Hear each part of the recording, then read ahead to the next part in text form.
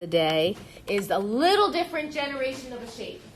So instead of taking a region and stacking on top of that shape, instead what we're going to do is we are going to create shapes by rotating around an axis of rotation. So this is an introduction to what we call a solid of revolution. And a solid of revolution is defined to be the following.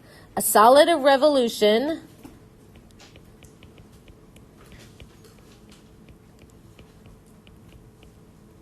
is a three-dimensional shape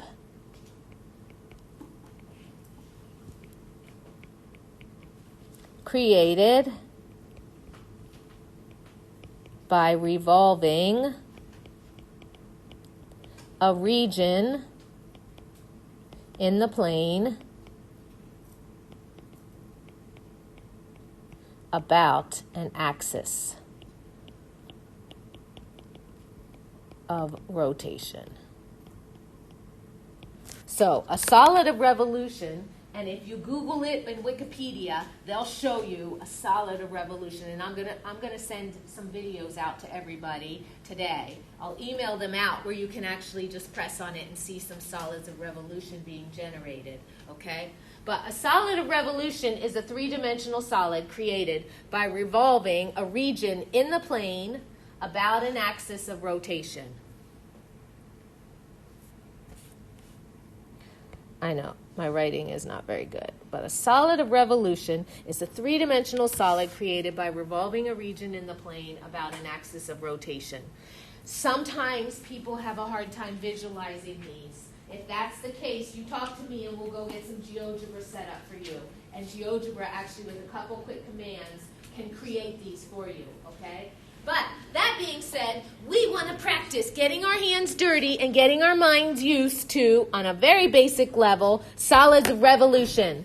We're going to start with a very simple solid to start with, undo. I want to make a rectangle. So the region in the plane that I want to rotate is a rectangle to start with, okay? So picture this. We take a rectangle. Are you with me? And we are going to send that rectangle about an axis, okay? We are going to take that region and we are going to flip it. And we are going to rotate that rectangle. I wish I had a thing here, but can you picture a rectangle? And you're going to take an axis and you're going to rotate that rectangle, are you with me, around that axis, whoops, 360 degrees, okay? You're taking something and you're rotating around an axis 360 degrees. Can you picture what you get? Can you picture what you get? Do you get like a cylinder? Are you guys all picturing a cylinder? You have this axis of rotation. I'm just going to label it. This is my axis of rotation. And what's going around is a rectangle. And that rectangle, as it rotates in 3 dimensions, I get a cylinder. I do. Yeah? Not be quite as easy to see. All right, somebody that hasn't said anything today, I'm going to call on you here for a second. What happens if instead we now go to just a triangle? Again, we're keeping it simple to start because we want to practice in our brains taking and visualizing regions rotating. So can you picture, right, this triangle flipping around really fast around an axis of rotation, this axis being the vertical y-axis, right? So whether you're a computer engineer or whether you work in chemistry or whatever, right? Can you picture this? Can you see this going through? What are we getting, Chase? What is that? It's a cone. Yes, it is. It's a cone. It's a cone. My axis of rotation is a vertical axis of rotation, and it's a cone. Okay, Good, good, good, good, good, good, good, good, good, good, good, good. Again, we're just practicing, right? We're just getting ready for the harder stuff. Like, here we go. Are you ready? Let's take a sine function. I like sine functions. Okay, let's actually make sine a little wider. So let's change its amplitude and let's change its period. But sine does something like this, doesn't it? Kind of does something like this, right? And then it keeps going, goes up and down and all that. Let's just do one hump of a sine function. This time, let's send this sucker about a different axis. Let's go about the x-axis. So let's make the x-axis my axis of rotation instead of the y-axis. Let's make this x-axis the axis of rotation instead of the y-axis. Are y'all with me? Okay, so now we're flipping this shape, okay, around. If you have a hard time visualizing, one way to visualize this is to draw the same shape but upside down. And it kind of helps to give you an idea of what's happening here. All right, okay, who wants to give me a talk about what this shape is? What's it look like? Brock, what is it? What's it kind of? Like a sphere almost, right? Like an egg almost, maybe a football, it's some kind of a like spherical egg-like ellipsoid. It's actually something like an ellipsoid kind of thing going on here, right? We got something going on. The axis of rotation is going this way, and you can see your shape that gets rotated. He goes around and around. Okay, ready? All right, hold on to your hats. Do you guys remember like what y equals e to the x looks like? Exponential function. Let's do an e to the x curve. Exponential growth. Exponential COVID virus, right? I mean, climate change, whatever you want. Let's talk about some exponential growth going on here. So we've got some exponential growth going on, like y equals e to the x, or an explosion of population. And let's just bring it down, and let's just focus on the upper quadrant 1. Let's just look at that shape right here, okay? Not that you'd ever do this, but let's just take that particular shape. It's an exponential kind of curve shape. And let's take that sucker and bring him around the x-axis again, okay? Now notice we're kind of sticking right now, again, because we're just learning basics. We're sticking with the x-axis, y-axis, but we could take these shapes and send them around lines, horizontal lines down low, horizontal lines, vertical lines, right? We can send this shape different places, but we're focusing right now, starting simple. So we're going about the x-axis. What shape do you get? Somebody describe what you got. A what? A plate. A plate. When you mean a plate. Like this? Kind of. Kind of like this shape, right? Do you see that? Oh, a plate! Oh, I accentuated it. I did an accentuation. You're right. It's not like that. It's a plate. You're right. I understand what you mean. It's like one of those plates. I understand 1,000% what you were saying. It's kind of more like this, right? And it has this little bit of a ceramic bottom on the bottom of it, right? And it kind of sits like a plate, but a plate, a bowl, like a solid bowl, right? A horn, a volcano on its side. I don't know what kind of shape you want to say it is, but okay, good.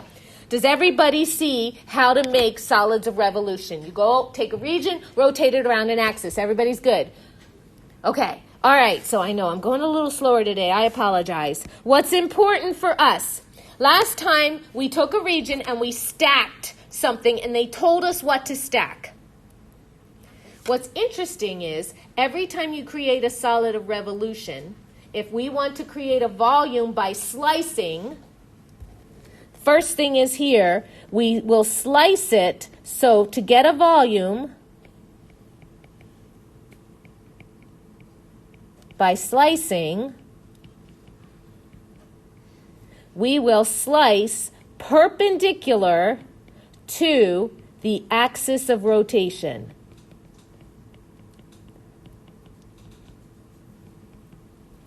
So this is our first method, though. This is the first way we're going to slice. We're going to slice perpendicular to the axis of rotation.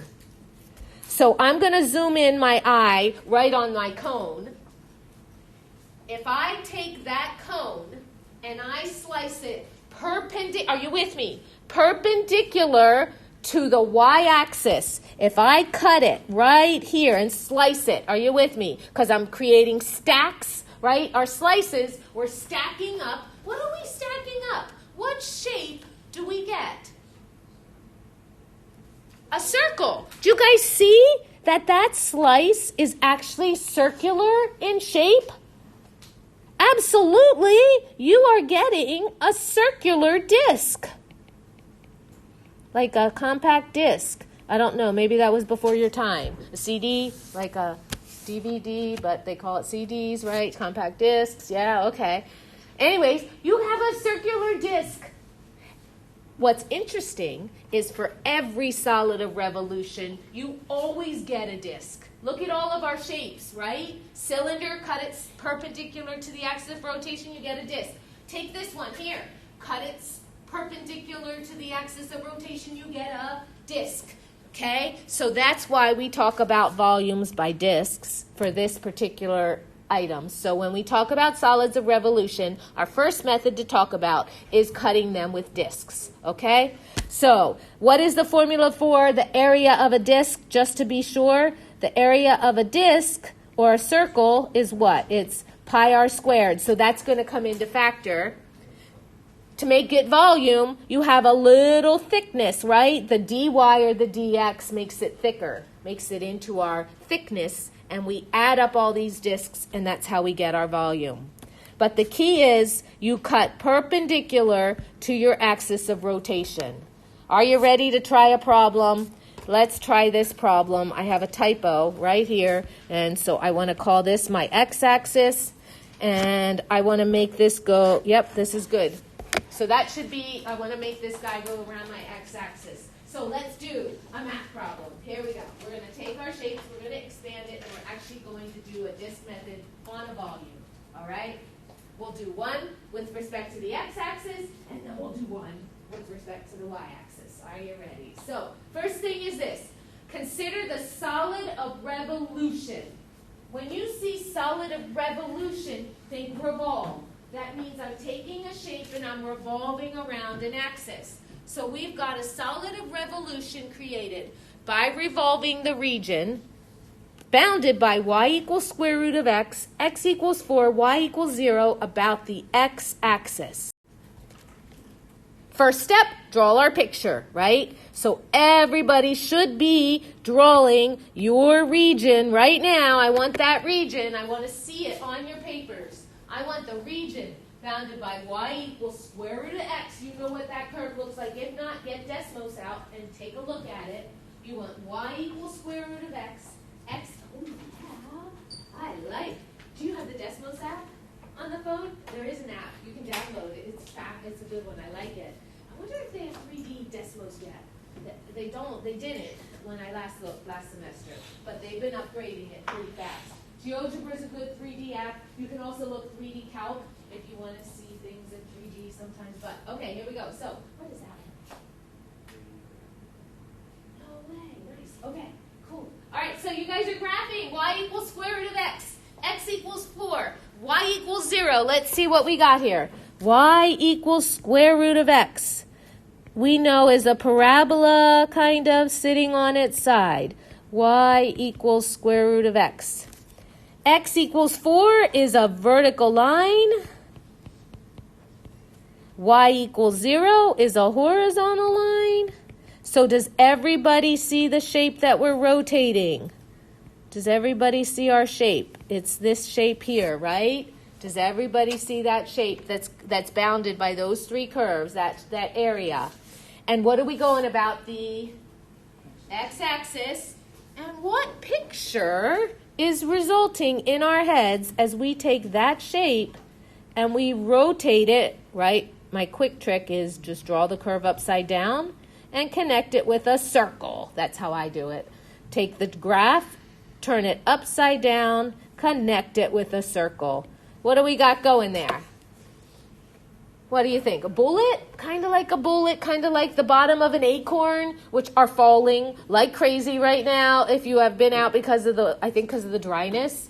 Like it's like walking on marbles right now if you're under oak trees, but it's okay. Anyways, I like to hike in the woods, so I step on lots of acorns. But all right, undo, Tina, undo. All right, here we go. Okay, we got some acorns, some bullets happening here. We got this shape, this 3D shape. Now, when we get our volume, to get the volume, we cut perpendicular to the axis of rotation,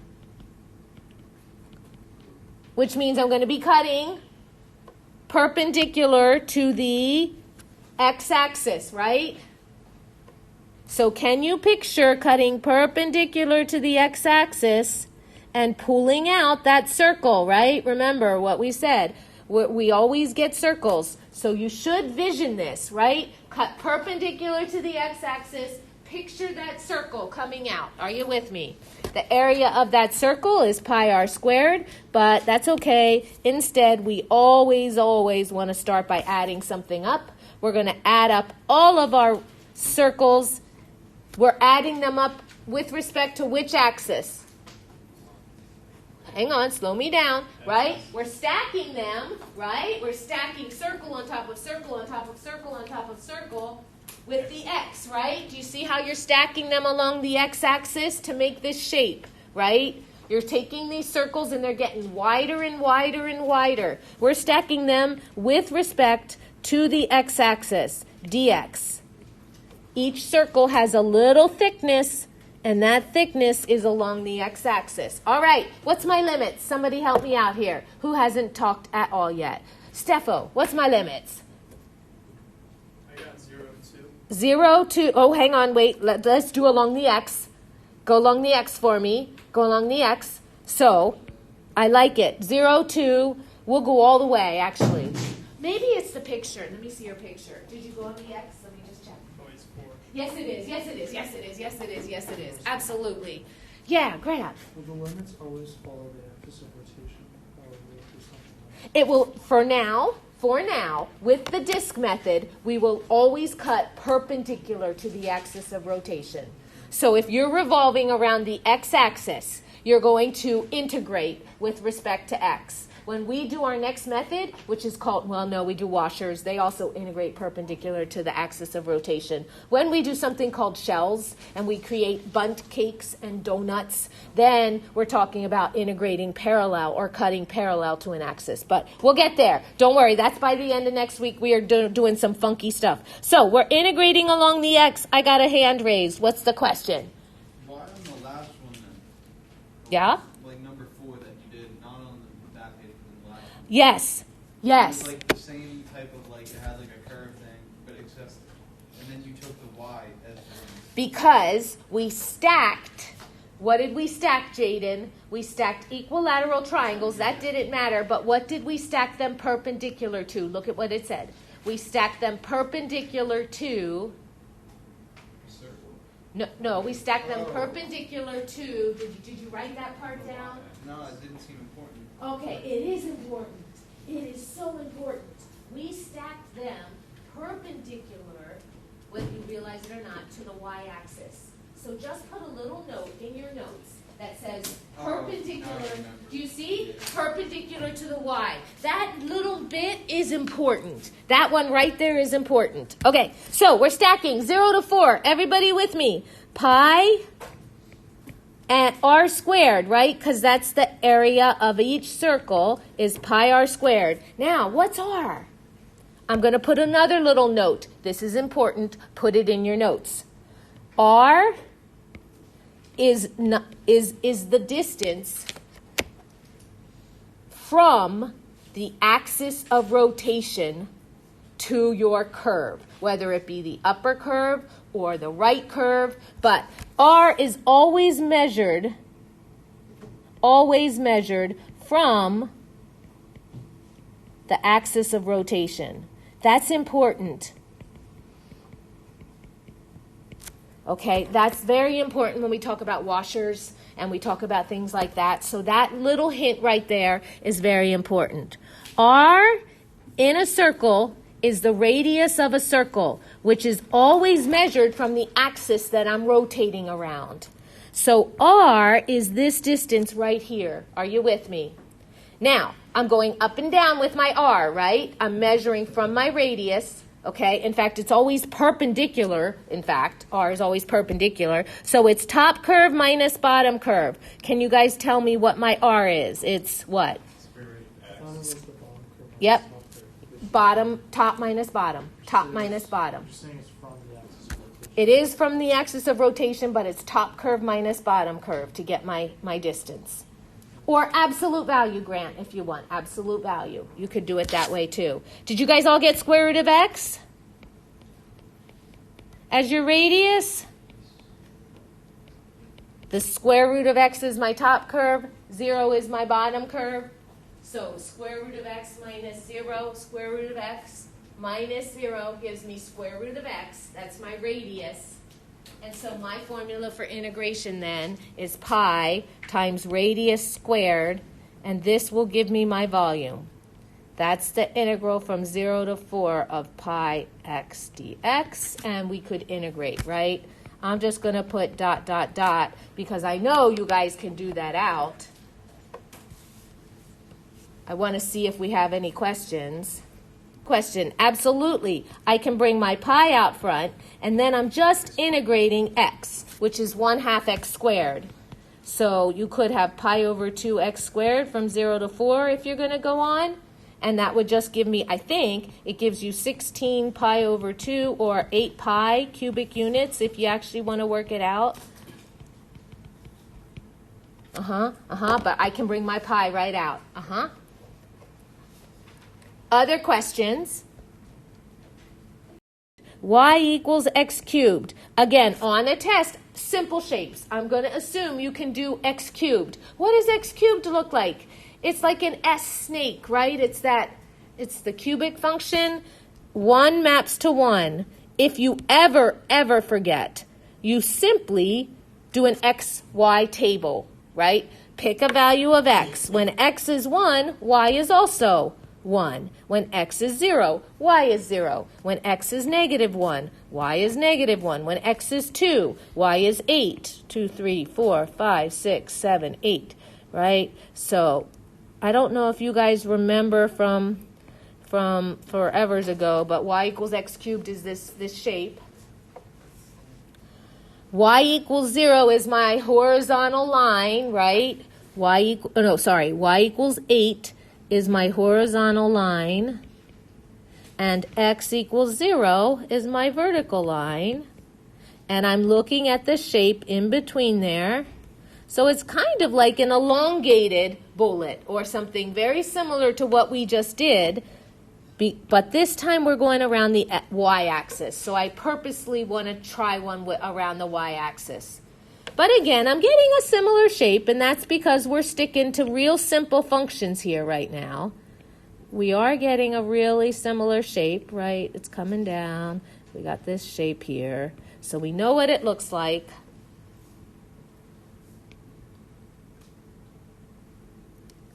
I also know that I'm cutting perpendicular to the axis of rotation. So that means that I'm cutting or slicing perpendicular to the y-axis, which means I'm stacking up right now my circles, and those circles are going perpendicular, right? Perpendicular to my y-axis, which means they're just getting stacked along my y-axis. Each circle has a radius of pi r squared.